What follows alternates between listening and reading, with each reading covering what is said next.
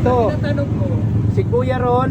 kasi ang sabi daw ni the father Okay, is okay. kapatid ni Mrs. niya. Okay. nandun na tayo, kapatid ni Mrs. niya. Anong Pero ang anong apat ang tinatanong ko, anong apat ang misis niya?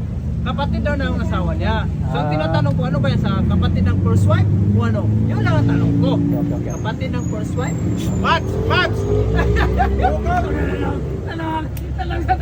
Mekaniko ko. Ano yung sabi mo? Ano yung sabi mo? Ang tinatanong ko Sinong kausap mo? Si the father? Si the father. Okay. Ang Ah. tinatanong ko kay the father, Ah. kasi kapatid daw ng asawa nito. Ito. Opo. So ngayon sabi ko, ano, yung first wife? Yun lang naman ang tanong ko, yung first wife. The Okay. only.